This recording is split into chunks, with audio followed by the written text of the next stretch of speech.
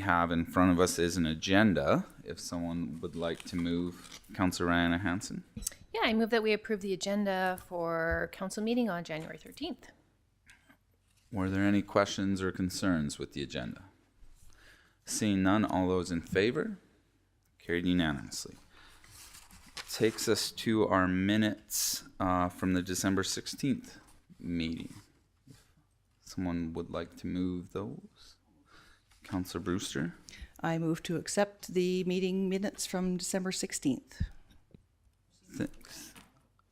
I did catch one little thing in there just in the attendance. It was Councillor Carly Hansen that was virtual, not Councillor Rihanna Hansen, but kind of a minor detail. Anyone else with any errors or omissions? Seeing none, all those in favor of the minutes? Carried unanimously. Takes us into our first report for the day, item 5.1. Is that Mr. Graves? Good morning. So I'm here today to request council's approval of Red Deer County's bad debt expense for 2025 in the amount of $836,463.99. This is required to apply for the Provincial Education Requisition Credit, the PERC, and the Designated Industrial Requisition Credit, the DIRC, from Municipal Affairs. So the background, the Alberta government has supported municipalities by providing a tax credit for uncollected portions of education property taxes for oil and gas properties. Administration has calculated that Red Deer County is eligible for $51,279.41. All municipalities in Alberta that have oil and gas properties subject to both provincial education and designated industrial property tax requisitions are eligible to request a cancellation or refund. The uncollected levy associated with those properties totals $836,463.99. Municipalities must write off the municipal property tax portion for oil and gas facilities to be eligible to apply for both programs. The outstanding tax amounts have been reviewed by our lawyers and are high probability that the payments will not be received. The process of expending the bad debt doesn't mean that the county will not be able to collect these in the future. Continue to force all collection tools. If we're able to collect some or all of these outstanding taxes, it will result in a credit of the PERC and DIRC. So you can see the totals there. The PERC is at $49,900 and the DIRC is at $1,379. So if I was going to explain this, it's basically, based off our assessment, we get a dollar amount that we're required to collect for education. And then on designated industrial properties, there's a rate that we collect on those. The province assumes that we'll get 100% of that. We don't. And so this program's meant for us to say, hey, we didn't get all that money, so they're going to give us a credit on that education money that we send to them, as well as that designated industrial property. That designated industrial property, that's used for assessing designated industrial property, so it's a requisition for that. So the communication plan, as part of the agenda, the report has been shared online. The public can watch the video stream live or through recorded video. Direction on this matter will be included in the meeting minutes, which are published online and summarized in the county news. So alternatives are to approve the bad debt expense for 2025 as presented, decline and request further information. And the recommendation is that council approve writing off $836,463.99 as the bad debt expense, the municipal portion of unpaid property taxes for the Provincial Education Requisition Credit, and the Designated Industrial Requisition Credit eligible properties for the year 2025. Thank you. Thank you for the report. Are there questions on this one? Not. Councillor Rihanna Hansen. Yeah, just because I'm a newbie. Yeah, so I totally understand the report. Thank you. It makes total sense. Is there no other way to manage the education amount? This is kind of the way we manage it. our best option? Through the CAO to mayor and council. So this is prescribed in the MGA, and we don't have a lot of leeway on how this is done. So that requisition is given to us based on our equalized assessment through the province. And so in the past, and actually to be fair with all the other outstanding tax arrears, we don't get this type of program. It's only with oil and gas. So if people do have outstanding taxes with us, we still have to remit the education portion forward, even though we don't have the money. So it was a little bit of an outcry by municipalities when we were not seeing a lot of oil and gas being paid, that they created this program and said, okay, well, you're not getting your municipal taxes, you're not required to pay the education portion. And then also this DIP, so the Designated Industrial Property one as well. Looking around the room, any other questions? I have a question. Councilor Brewster? Just out of curiosity, if any of these properties do happen to pay up in the future, do we let the government know when we have to pay that owing amount back? Through the CEO to mayor and council, that's correct, yeah. So we did have that in the past where we had a tax agreement signed, and then we did get back taxes, and then it's a reverse credit, however you want to call that. But yeah, we do. And this is all done. It's actually not really cash transfers. It's done. They give us a credit on the education requisition that we pay quarterly. So it's just goes up or down. Yeah. Okay. I didn't see any other hands. If we're ready for a motion, if someone wants to tackle that, Councillor DePalm. I would move that council approve writing off $836,463.99 as bad debt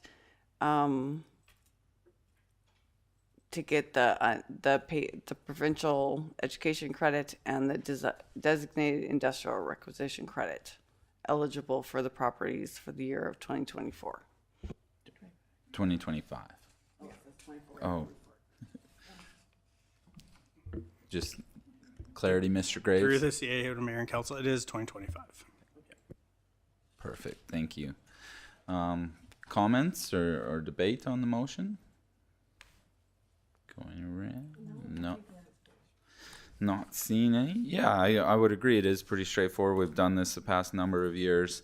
As Mr. Grave alluded to, it's kind of a little bit of a way for us to get a little money back. And so, yeah, fully supportive and looking forward to collecting some and hopefully, we can make progress on this issue with RMA and see it so we don't have to do this annually. But all those in favor? Carried unanimously.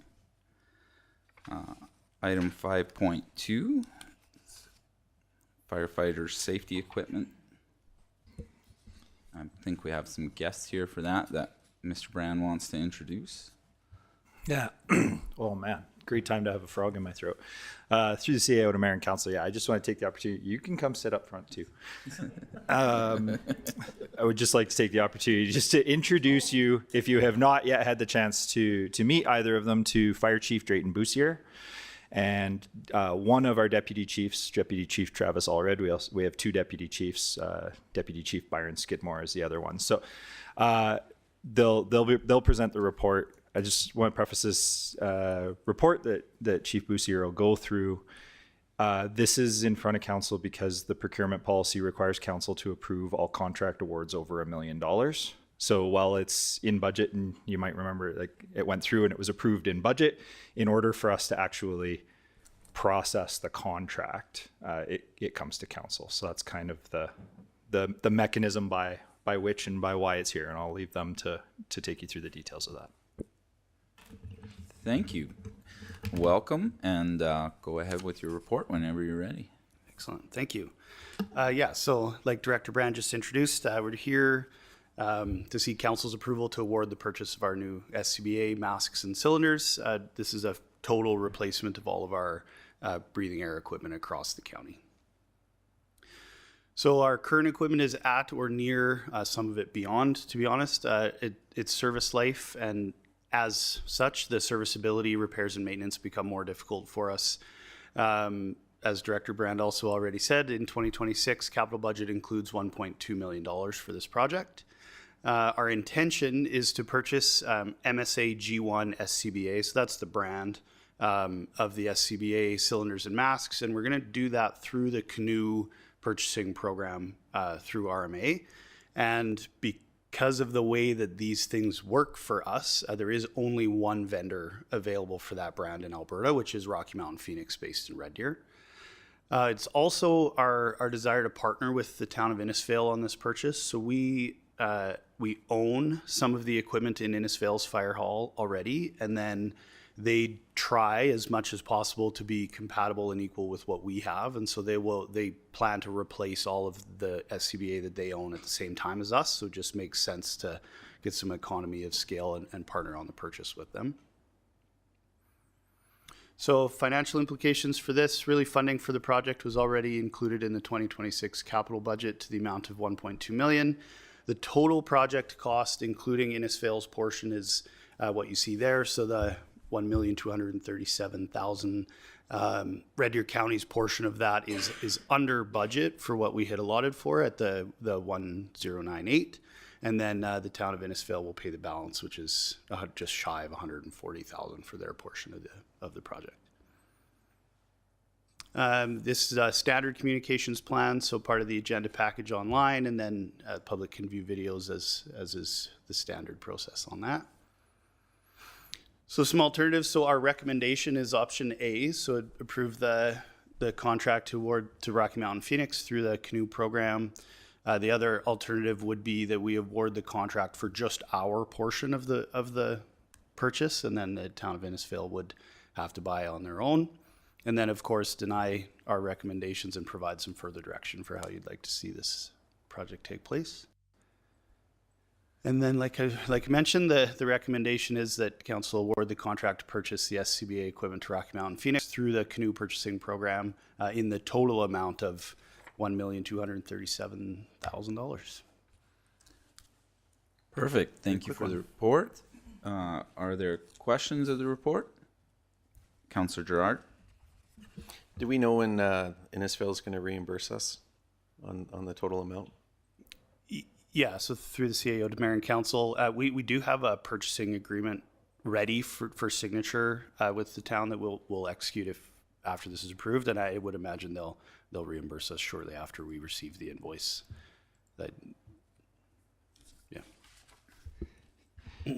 Good. Director Brand? Yeah, through the CAO to Mayor and Council, Chief Boussier looked my way because it's my signature. So for the $140,000, so we wouldn't proceed with the procurement on behalf of Innisfail without having that purchase agreement in place to make sure. And then generally speaking, we'd receive the invoice. And I'm not sure, I'll defer to Chief Boussier. I'm not sure if we have to do a prepay on the pre-order. No, so it's an invoice once we receive the goods. So we would get the invoice and then we would invoice Innisfail. So then it's just standard processing time for us to process our invoice and pass it along and them to pay. So we would expect to be paid within 30 days of that. And to be honest, if they didn't pay, we end up with another $140,000 of SCBA equipment, but that's obviously not the intent of this.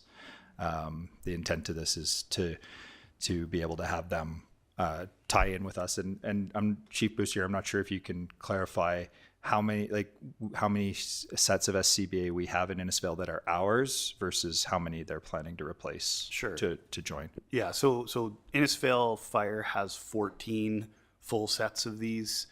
6 of those are ours. So we're almost 50% of their equipment anyway.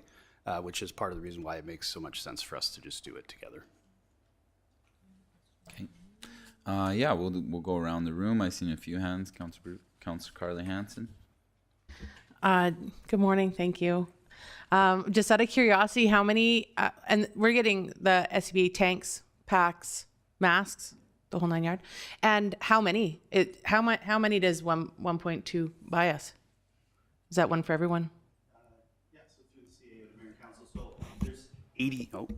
There's 88 total of the harnesses and everything, and then we buy lots of extra cylinders, so the numbers get bigger from there. We're 225 masks because we do buy an individual mask for every member in the department, and then there's also the cylinders, and we're actually capitalizing on some really good pricing right now. So they have a 2-for-1 purchasing program for the cylinders. So we are getting, we're buying 175 of them, and we're only paying for half. Just so there is some programming that we're capitalizing on if we get this order in before the end of January. So. Awesome. I do have one more quick question. I know that we test the masks. Is the testing kit that we have for the masks now, will it work with the new ones? Yes. Yeah. We just have Perfect. to buy an adapter for it. Cool. Thank you. Awesome. Councillor Ritz, Councillor Palm, questions? Thanks for the report. I do have a couple questions. So my first question is, so the ones that I guess are ours that Innisfil uses, do they get used on our firefighters, or is Innisfil firefighters using them?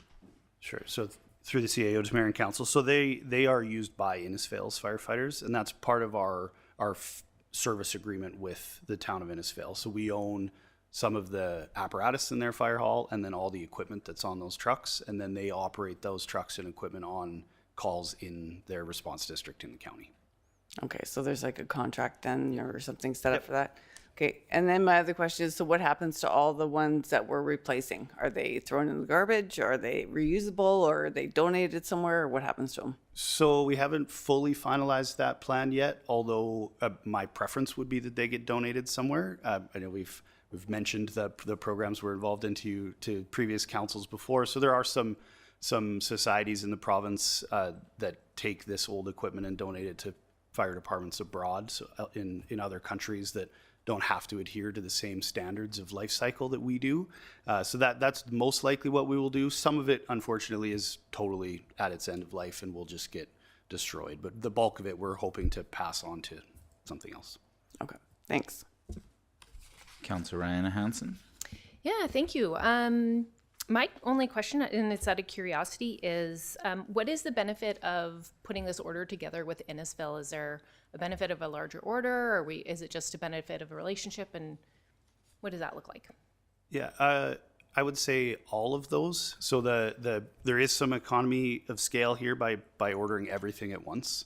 So we've bounced around the idea of splitting this purchase out over multiple years, and ultimately we do save money by buying everything at the same time. So there's Innisfail's contribution to that. The relationship is a big one for us. We work very closely with the Innisfail Fire Department. All of their members go through the same training program as ours do with us. And then they have a pretty significant response area in the county, so we work quite closely together. And then the consistency of the equipment is the other big one. So if we didn't do the purchase with them and they had to go off on their own, they would likely be more expensive for the town. So that might potentially could reduce the amount they could purchase, and then they would have some equipment that's brand new and some that's not. And so there's lots of benefits to us doing it all at the same time. Thank you. Everyone good for question? Councillor Brewster? Thank you for that. Just one question. How long does this stuff last? What's its lifespan? So the manufacturer's life cycle is 15 years. So and it will be well used by the end of that 15-year period. Yeah. Perfect. Any final questions? If not, we're looking for a motion. If someone wants, Councillor Carly Hansen. I'll make a motion to award the contract to purchase the SCBA equipment through Rocky Mountain Phoenix, utilizing the canoe purchasing program for the amount of $1,237,475. Okay, thank you. Motion to approve.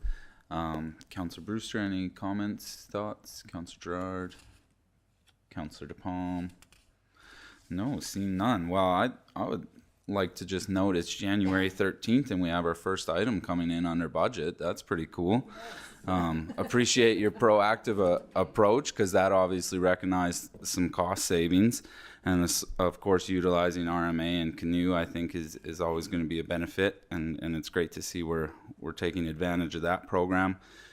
And I think working with Innisfail is also a positive, and building those municipal relationships and providing them a little bit of cost savings along the way. So just another way we're working together with our neighbors. So all those in favor?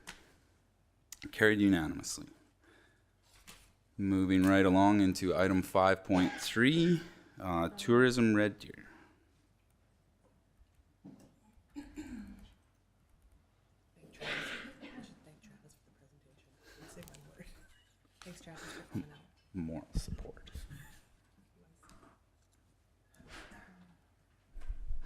Mr. Koopmans, Miss Badry, who drew the short straw?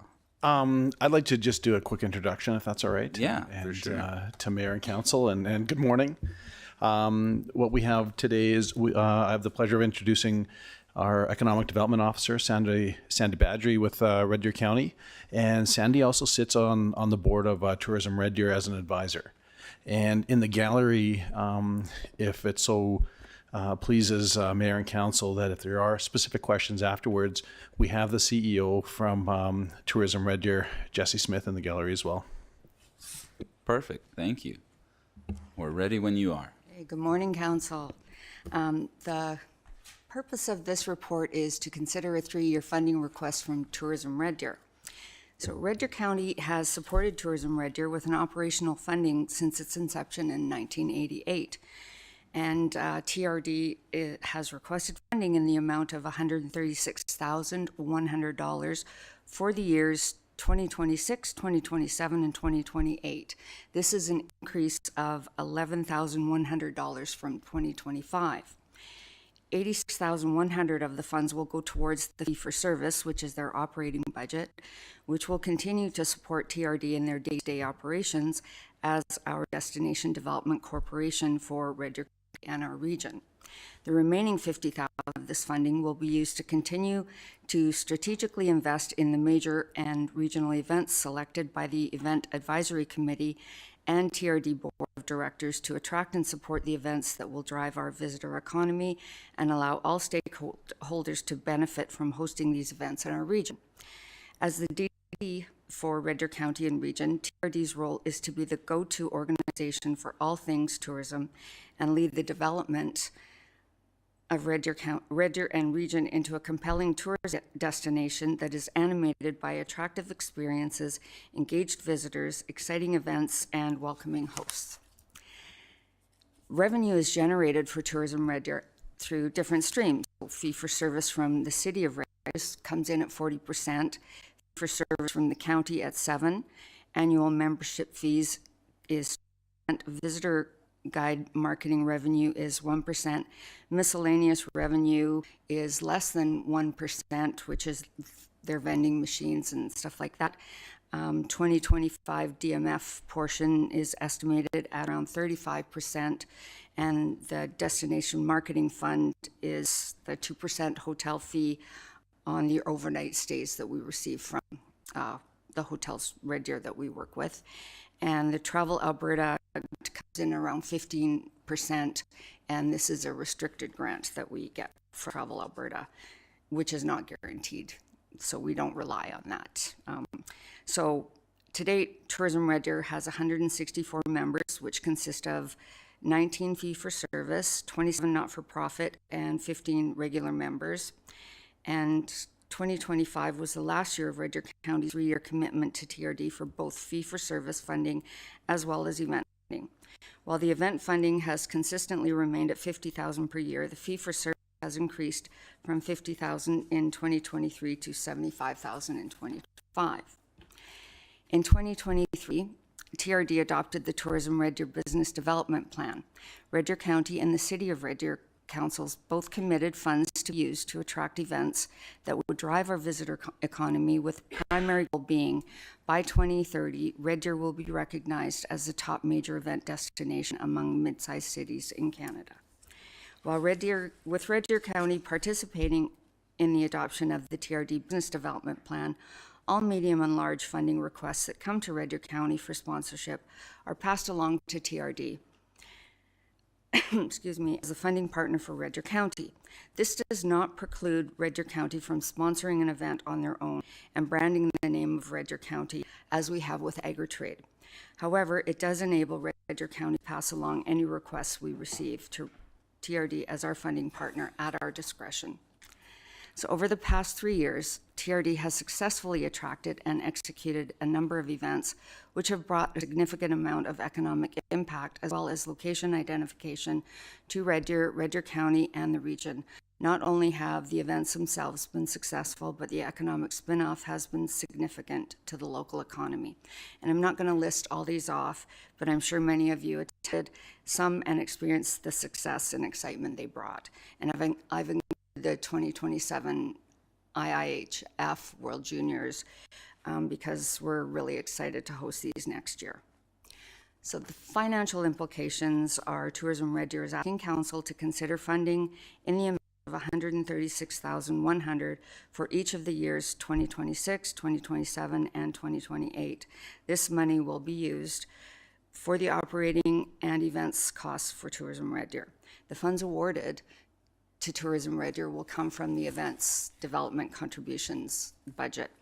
As part of this report has been shared online. The public can watch the video stream live or through recorded videos. During this direction on this matter will be included in the meeting minutes, which are published online and summarized in the county news. So we would provide the alternatives of approving the request for Red Deer County to fund Tourism Red Deer in the amount of $136,100 for each of the 3 consecutive years, 2026, 2027, and 2028, to be funded from the Economic Development Contributions budget and return to Council with an update and progress report at each year end.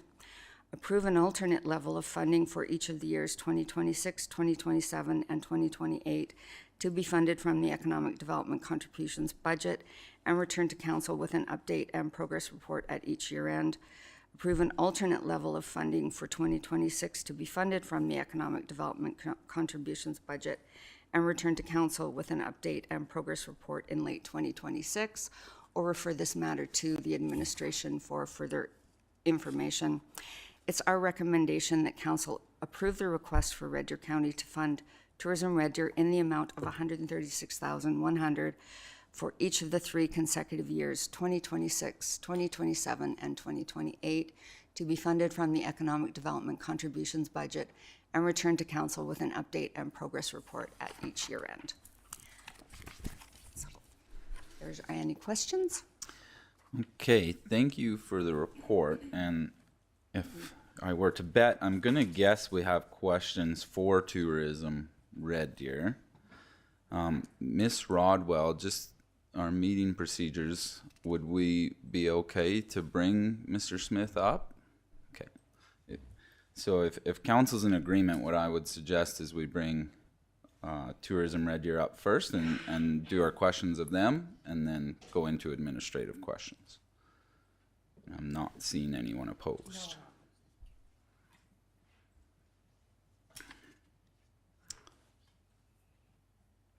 Does anyone want to start with questions for Tourism Red Deer? Councillor Palm? Thanks for the report. So just looking back at our budget and stuff, this is coming in $36,000 over what was in the budget originally in our budget. Okay, so that's to administration. It's $11,100 increase per year through the CAO to Council. But then there's the 50,000 to 75,000. We have been contributing the $50,000 plus the $75,000 each year continually. So we are requesting an increase of $11,100 for the next 3 years. Okay, I guess my other question would be then is, so you say this is for the region, so what other municipalities contribute to this other than Red Deer and Red Deer County? Through the CAO to Council, the development business plan was created to bring events, major events and regional events to our region, which would be the county and the city. So we don't necessarily promote other areas. So the events that are held, that we promote, that we support, are held to benefit the city and the county. So it's the city and the county that provide the funding to support these events. And these are the, when Tourism Red Deer goes out, they look for events that will come and benefit the city and the county. They're not, and that they're held here, and will support our hotels, our restaurants, our region, our citizens, our people, our stores, and promote our area. So those different events that I had up on the screen, they were all events that supported our region, just the county and the city, really. Okay, so I guess I'm a little confused then, because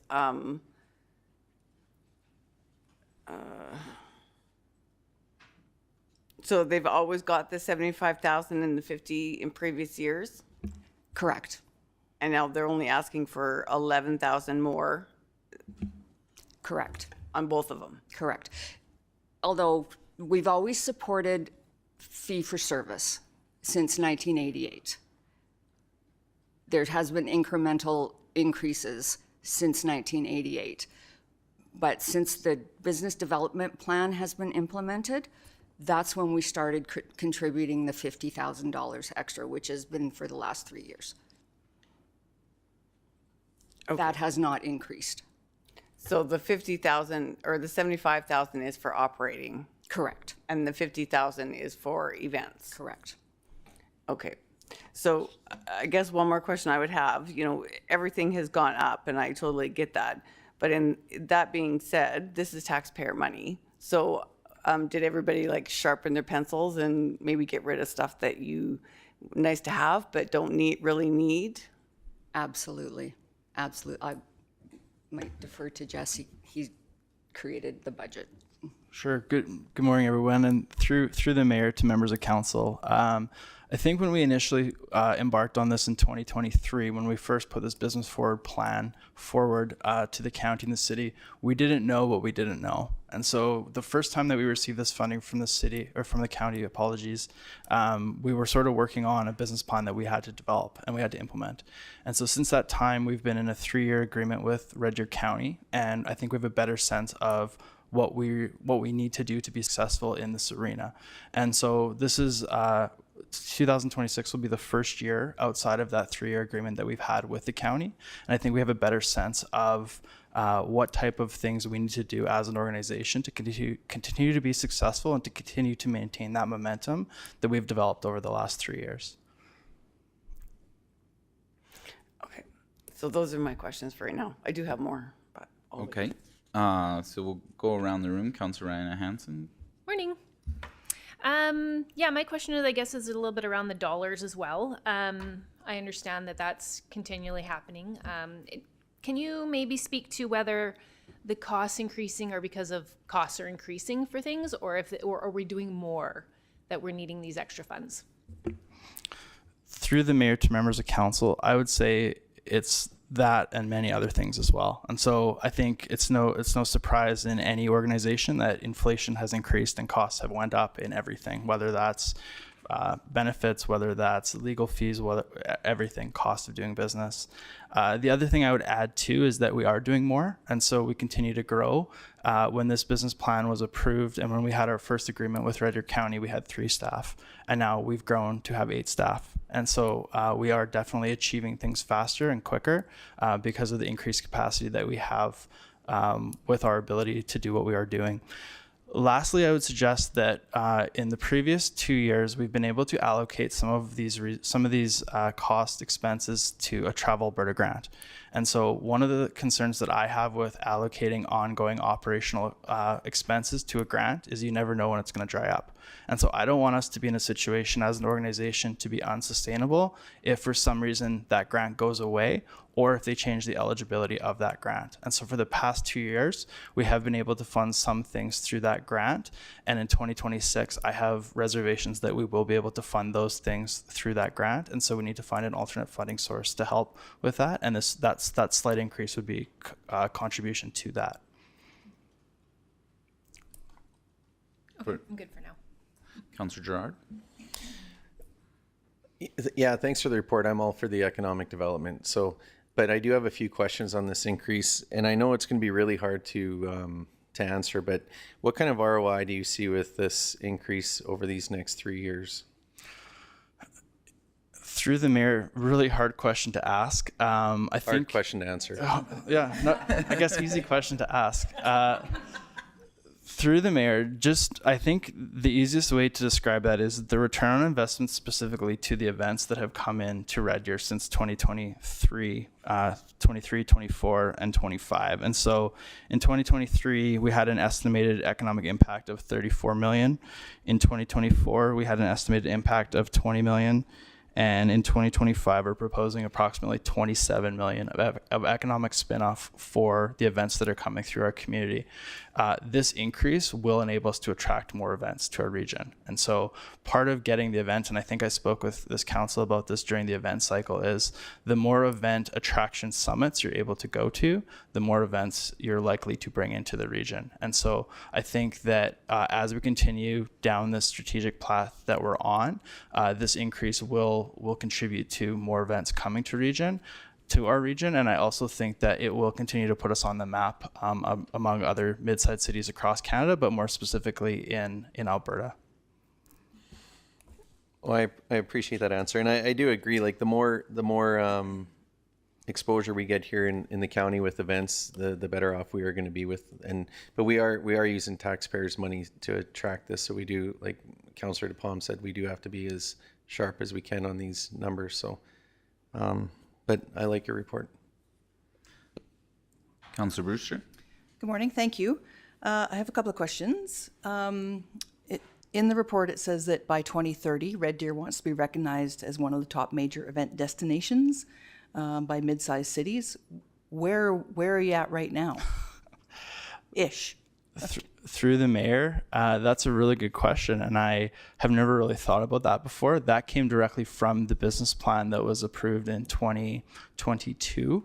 I guess off the cuff, I would say we're definitely trending in the right direction. And I think announcements like the 2027 World Juniors and selling 25,000 tickets to an event that isn't here yet, or 25,000 people putting their names forward for a draw for an event that isn't here yet, definitely triggers that there's excitement for that. The other thing I would add too is that when you host events like that, it's recognized across the national sport bodies as well. And so when groups look at Hockey Canada and say, well, they're willing to come to Red Deer, I think there might be something there. We're definitely fielding more calls and more interest from groups into 27 and 28 already about becoming that major event destination because of the amazing facilities, assets, and things that we have in our region to showcase. Okay, thank you. One other question. So there's in the report, there's a list of, some of the really successful events that we've had. So CFR, Agritrade, Canada Cup Soccer, et cetera, et cetera. Now I can see some definite actual spin-off for Gasoline Alley for the properties there. Are there any of these events that are in the county that would benefit county residents, rural, like more rurally, or is these most of the spin-off is just going to be from Gasoline Alley and in the city, of course? Through the mayor, yes and no. I think Gasoline Alley definitely would benefit at a large portion. I think sometimes when people are in town for events and they're here for a couple of days, it's our opportunity to showcase what we have in the region and specifically in Red Deer County. So I think about a place like Canyon Ski Hill. While that may be an auxiliary service, if there's a hockey team in town attending one of these events that we're hosting and they're looking for something to do, they're likely to go out to those types of venues or facilities. The other thing I would say too is some of the conventions and things like that we've been able to bring. Agritrade is an example where we've been able to take groups from Agritrade out and to experience things in the county. And so that was an example of something we did last year with our ag tourism study that happened, our ag tourism charter or trip, I guess you call it. It was like a fam tour type thing where we went and showed farms that were located within the county to different international guests. And so we try to make sure that we're spreading things out. The other thing I would say too is the more members that we have in the county, the more activation opportunities we have. And so we've been really lucky. I think about groups like Twisted Steel or Dione Distillery. I think if you ask them, they're recognizing the economic spin-off from events that are coming to the region. Councillor Brewster, I recognize that's not rural into Red Deer County, but that would just be some examples that I could share. Okay, thank you. I appreciate that. Councillor Carly Hansen.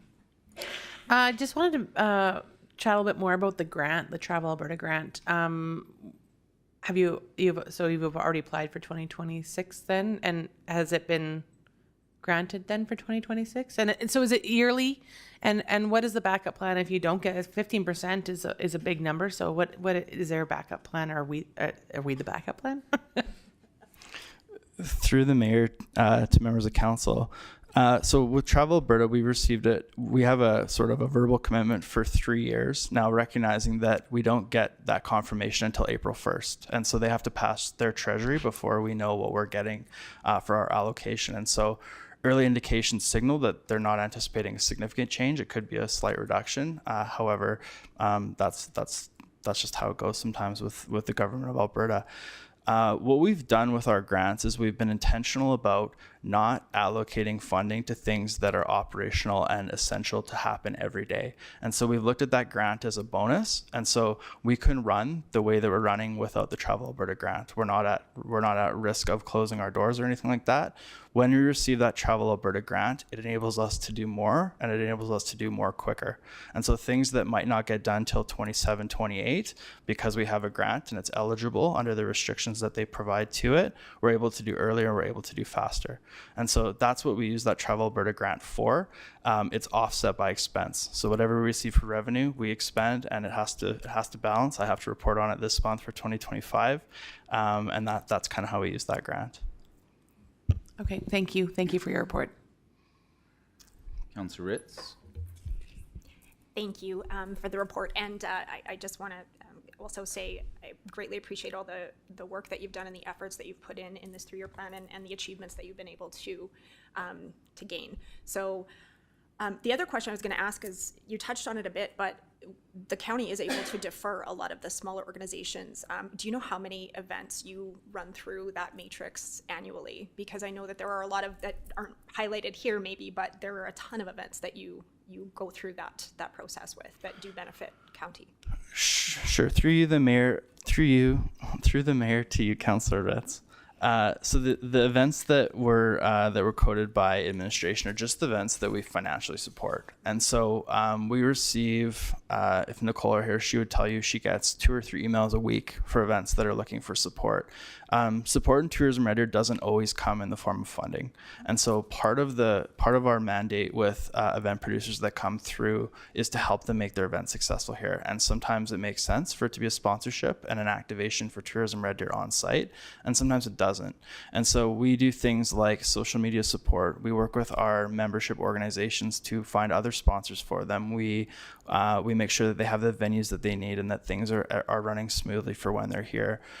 We do that free of charge as part of our day-to-day operation, because we know that if people are satisfied when they're coming here, they're going to return. And so while we supported, I think, approximately 14 events in 2025, we probably supported at least 30 plus that aren't showing up here that didn't receive financial compensation from us. Thank you. I guess I'll just jump in.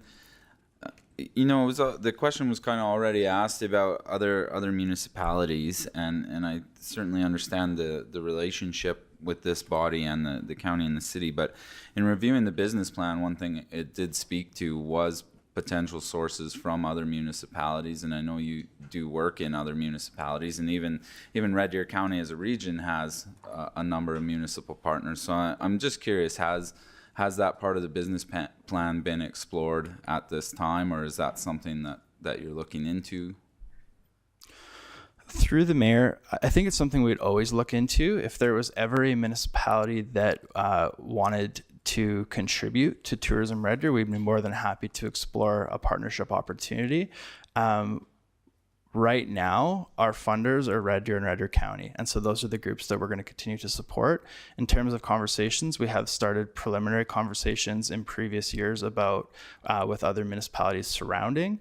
But when they find out that, they're going to have to pay to play, sometimes there's a little bit of a reservation there, and we recognize that. And so at this point, we will continue to promote and focus on Red Deer and Red Deer County. The one other, caveat I would say to that is that sometimes there are events that are hosted in our neighboring partners where we recognize that all of the economic spinoff is going to be in Red Deer or Red Deer County. And so a great example is the town of Sylvan Lake, for example.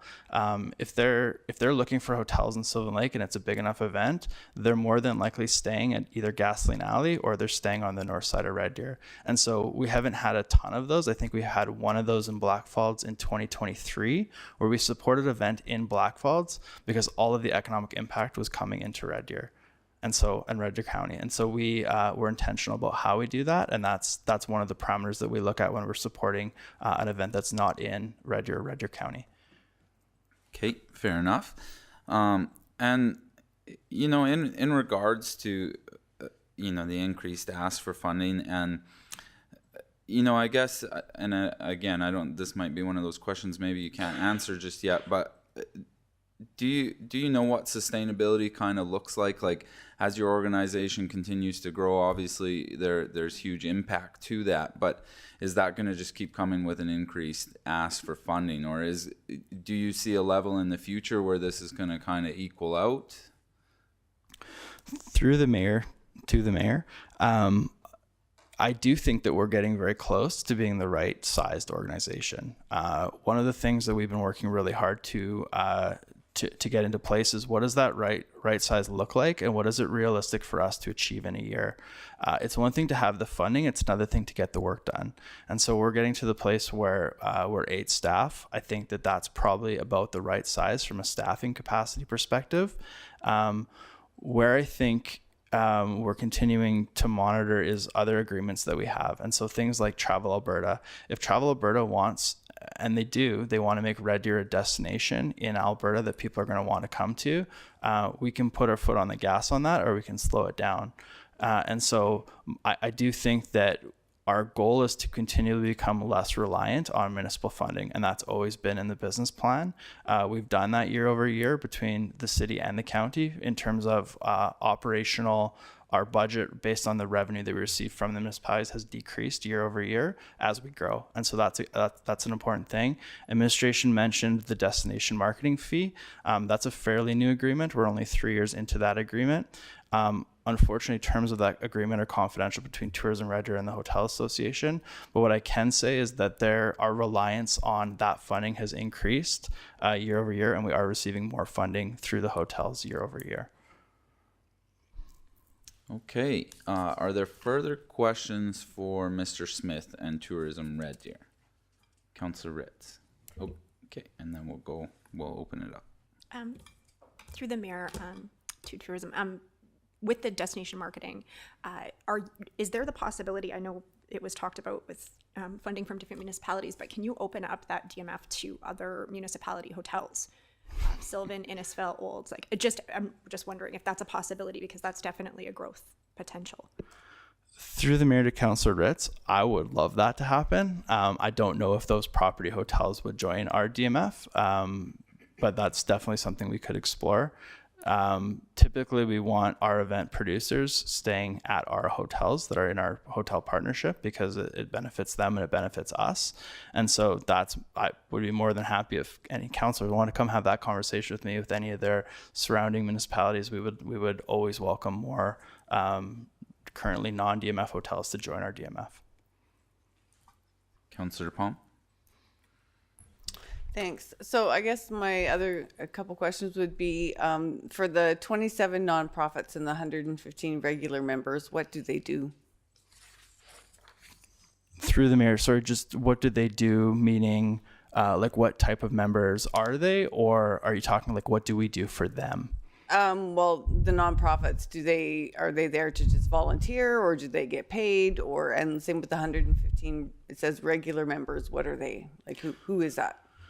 Sure. Through the mayor to Councillor DePalm, we have members that are not-for-profit members, and we have for-profit members. And so for-profit members are mostly businesses, and so they're in the tourism realm. And what we do with those members is we support their services when we have groups that are looking for things. So, for example, if AgriTrade, somebody from AgriTrade is looking for a specific venue, we'll go through our membership list first, and so that's who we would recommend to our AgriTrade partners if they're looking for a specific venue. There's a full list of our membership on our website, and so that's kind of the benefit of being a member, is that we're out there trying to secure business, and when we bring that business to town, we want our members to benefit from the business that comes to town. In terms of the not-for-profits, we have all different types of not-for-profits. So groups like the Red Deer Public Library is one, the Red Deer Food Bank is one, Alberta Sports Hall of Fame is one. And so similarly, we invite them to all of our different, they have the opportunity to capitalize on when events are in town as well to sort of benefit from that business. But we also do things like member training, and we do website audits. We do things like that for those groups that may not be able to afford to do that outside of a membership, and that's just a member benefit to being part of Tourism Red Deer.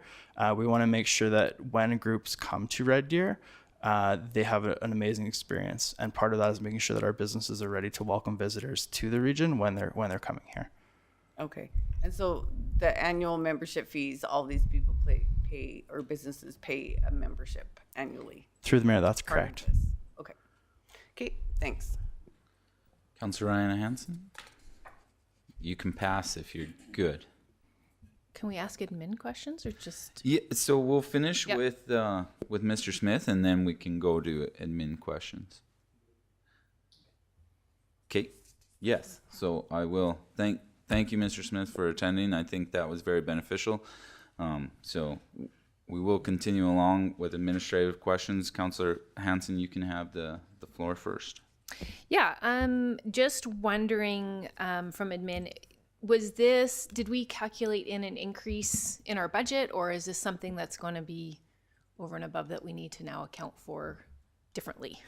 Through the CAO to council, this is included within our budget. We have budget in the economic development contributions budget to cover this. Okay, that was my only question.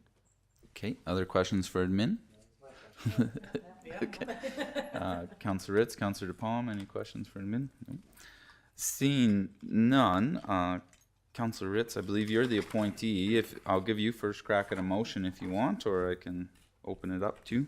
I move to approve the Red Deer tourism funding from the county in the amount of $136,100 for each of the 3 consecutive years, 26 to 28. Okay, thank you. Motion to approve the funding request. We'll open it up to debate and comments. Going around the room, Councillor DePalm. Yeah, so I'll support it. I see the good things about it and everything like that, but I would definitely like to see this Tourism Red Deer, and it should say Tourism Red Deer and Red Deer County, be less reliant on municipalities for keeping them afloat. I think that should be the biggest goal to work to, because like I said, it is taxpayer money, and I do know there's benefits from it and everything, but at some point this stuff has to be sustainable on its own and not come to us for the funds. Councillor Hansen. Yeah, I just want to say, yeah, I'm in support. I recognize the benefit that our residents get from this, and it's within budget. So yeah, I'd be in support. Councillor Gerard. Yeah, I'm definitely in support. I think economic development comes from all aspects, and I think the more attention we get on a larger scale attracts more than just just the events that come here, but it attracts business too, and I think that's what we're trying to get at. And I think this is a great thing, and this is money well spent of our taxpayers' money. Councillor Brewster. I am also in support. I like Dana's comment, Red Deer and Red Deer County. But yes, it's in budget, and what I think World Juniors and other upcoming events will be a huge attraction for Red Deer. So happy to see it. Thank you. I'm also in support and echo literally what Rihanna said. So thank you. Yeah, I agree. I think you know, Mr. Smith and his team do a great job with Tourism Red Deer. I know we get to chat at a lot of events, and I don't know how you have as much positivity as you do, but it certainly rubs off on people for sure. And you guys are doing great things, and it is a minimal increase. I know it's always tough when we're talking increases. You know, we try, especially over the last few months, tried to be as fiscally responsible as we can, but you know, hearing the millions of dollars that come back into our community from the work these folks do, you know, it's certainly beneficial. I do like in the change that we've done to the sponsorship, that funding is pooled and not event specific. I think that makes it a lot easier for everyone. I did like to see in the business plan that you are trying to become less reliant on municipal funding. I think it was 60-some% being reduced down to 42%. You know, and I think if we can get even more partners involved, obviously that reduces the burden on the members already there. And I think to Councillor Brewster's point about rural members and trying to get the impact of Tourism Red Deer spread out more rurally, I think there is opportunity there, especially with agritourism and some of those pieces. I've really tried to encourage some of the museums and nonprofits in the area that is closest to me to try and get them to join and try and expand that membership base out further into the county. And so I think that is something we probably could help with. And I think it will then spread that benefit more rurally. But yeah, like I say, supportive and a lot of good work happening at Tourism Red Deer. And hopefully, you know, this agreement provides predictable and stable funding for, you know, we know what the budget amount is, and for the next 3 years they will as well. And probably by then we'll probably see an updated business plan for the next agreement. So I have no further comments. Councillor Ritz, if you want to say anything else, I'll give you the opportunity. Just how much I appreciate the good work that you and your team do. It's been incredible to see the strides that you've made, and I know that in the next 3 years you're going to make some even further. So thank you for growing tourism in our region and for continuing to attract those major events, but also supporting so many of the smaller and medium-sized events as well. Perfect. So with that, all those in favor? Carried unanimously. Council, do we want a break before the last two items? Okay, we'll take a quick 10-minute break. We'll come back at 10:37.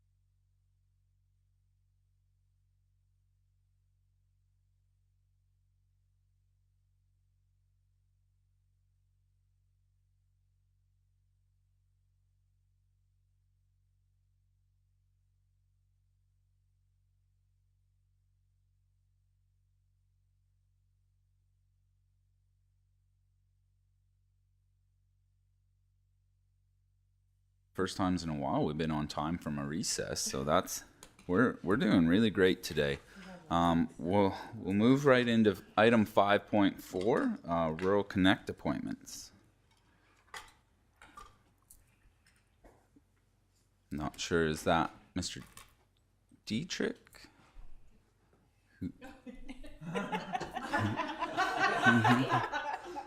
I didn't know if I was presenting or not.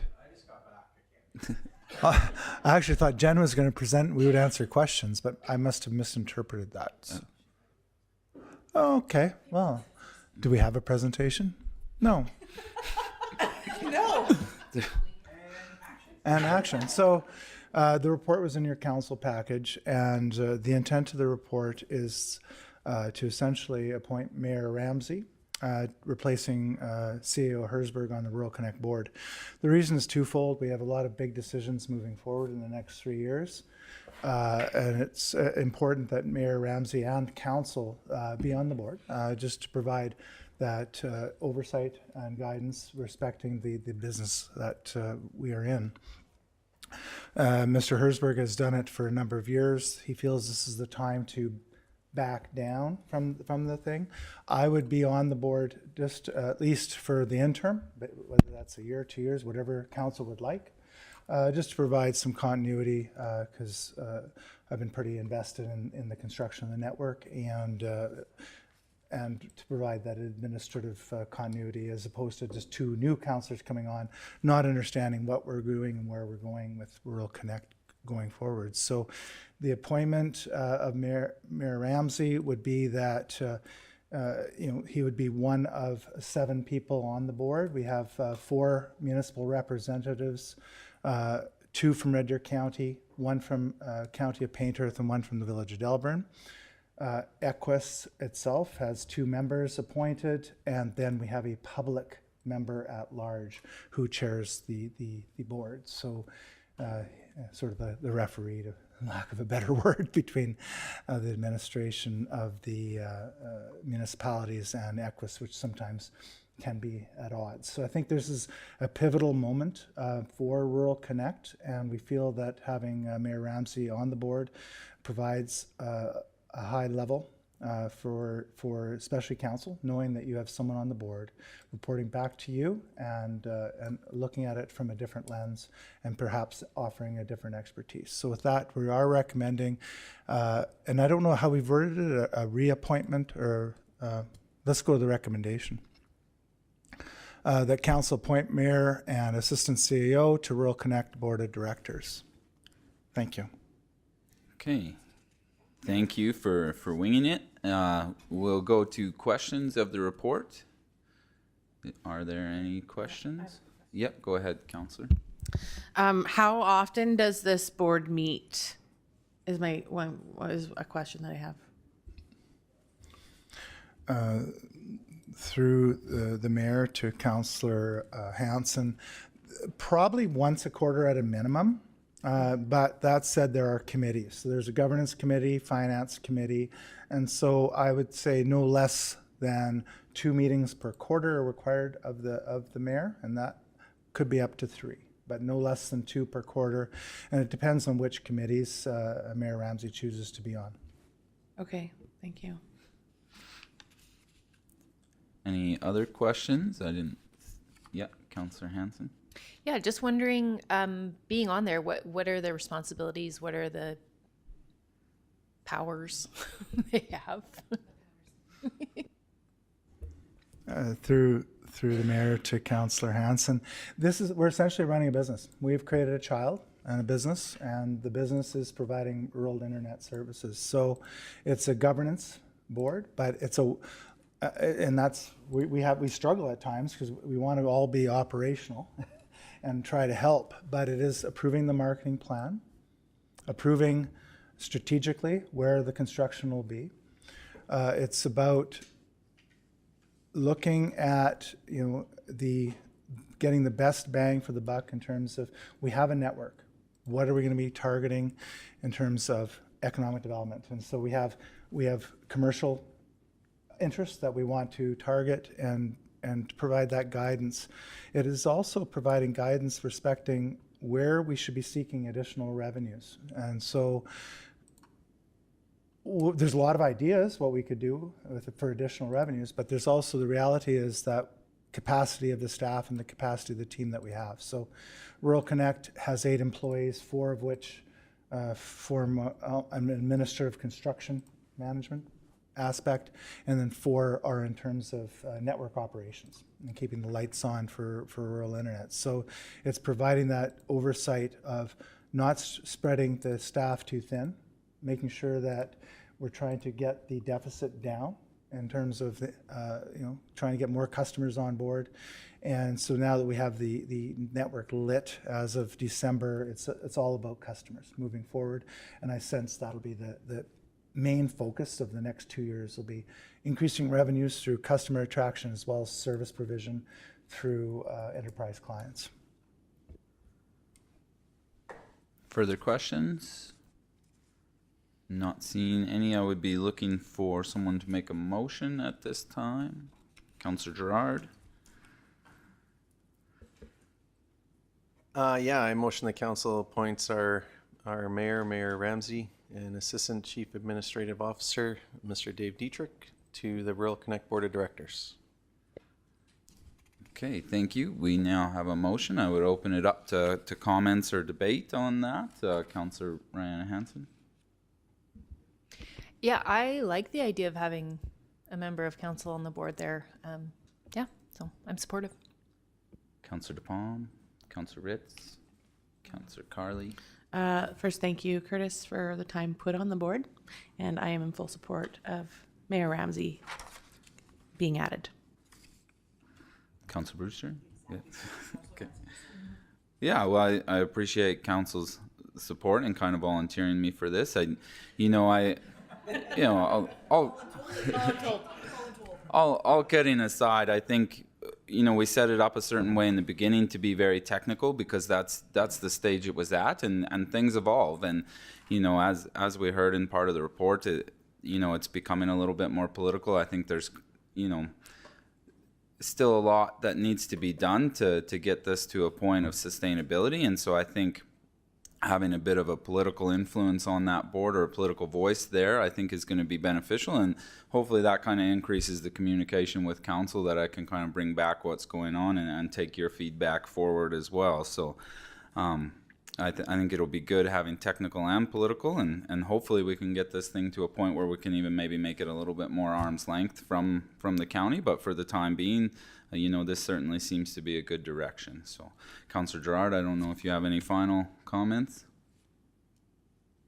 You don't have to. Just give you the opportunity. Okay, all those in favor? Carried unanimously. Last item of the day, another appointment. I assume that's Miss Rodwell. Good morning, Council.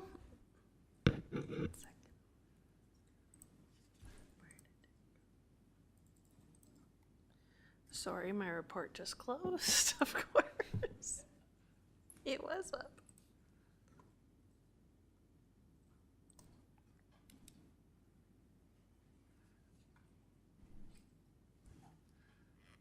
So today we've asked Council to consider joining the Medicine River Watershed Society.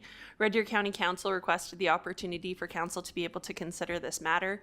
Previously, Mayor Ramsey had attended the Society meetings, but was not formally appointed by Red Deer County Council. At the current time, there is no membership fee to join this organization. However, it has been identified that this may be reconsidered in the future. If we joined, a representative of Red Deer County Council or Red Deer County would be required to participate in the society. The report provided some society background information from their website. Through the implications, participating with the Medicine River Watershed Society would help ensure Red Deer County is properly informed on matters relating to the watershed. As Red Deer County does not have a lot of experience with this group, it could be done on a trial basis to allow Council to report back on the impact of this participation. Our alternatives today are to pass a resolution to join the Medicine River Watershed Society and appoint a representative, or pass a resolution to join the Medicine River Watershed Society on a trial basis and report back on the impact of participation prior to the 2026 organizational meeting and appoint a representative. to direct administration to make arrangements to have the society provide a delegation to GPC in order to learn more, or to not participate in the Medicine River Watershed Society at this time. As this is a council initiative, council direction is required. Okay, we can open it up to questions of the report or the organization. I can probably help with some of those as well, but yeah, go ahead. Councillor Hanson. I guess my question is, why was the hesitation of joining this group prior to today?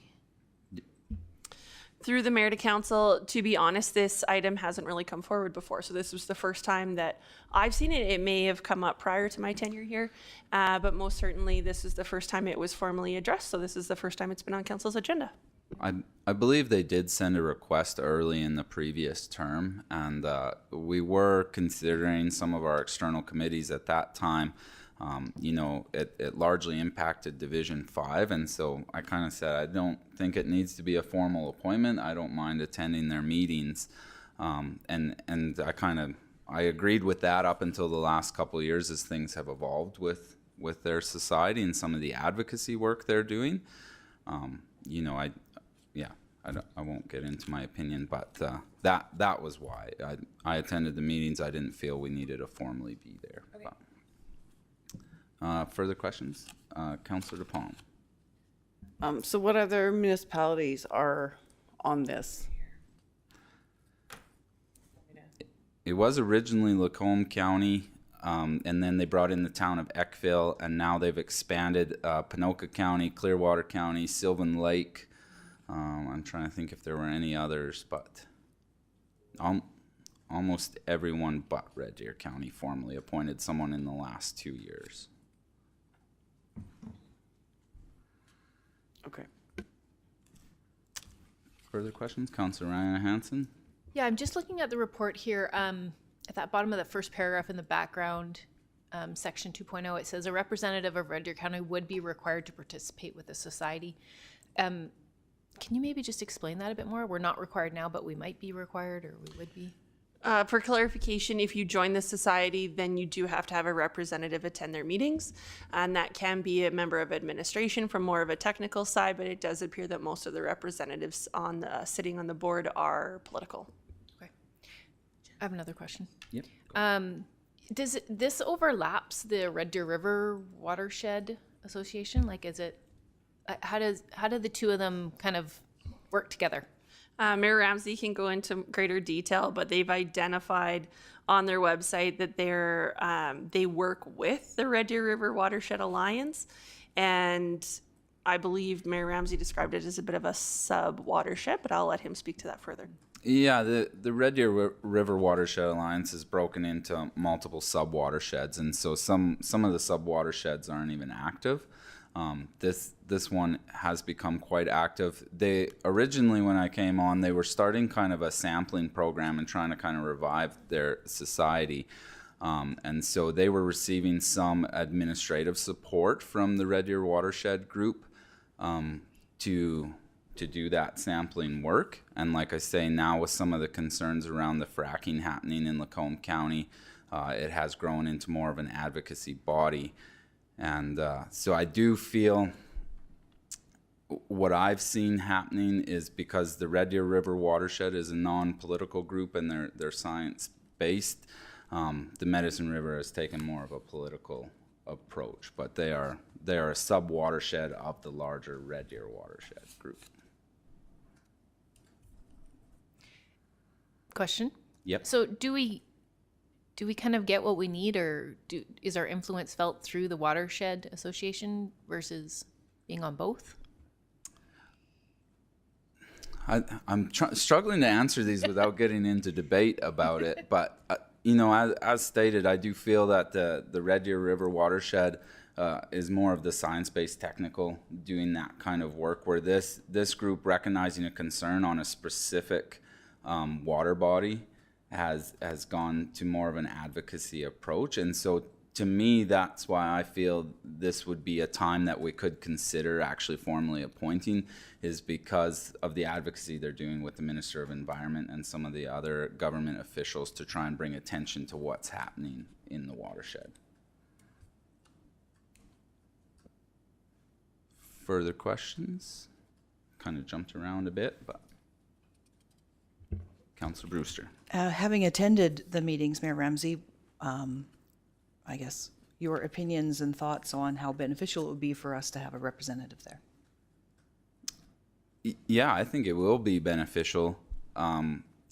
Again, you know, before they were kind of doing some sampling, trying to revive, and my goal was to kind of get more Red Deer County presence in their group. And, you know, they did have some meetings in Markerville to try to bring awareness and stuff like that to what was happening in the watershed. I think the unfortunate part is a lot of our residents don't really see, because we've been so dry, they don't see the impacts that the fracking is having on that river. And so to me, like I say, now they've been going to have meetings with the Minister of Environment. That's kind of another part of their ask, is signing a letter that we would participate in some of those. So, and some of the folks they've invited, they've had MLAs at some of their meetings. They've had Paul McLaughlin come down from Ponoka County. He's been very big on the advocacy of some of this as well. So that's where I feel this group has evolved a little bit, and that's where having us formally there would kind of open us up to be a part of that advocacy approach that they're doing.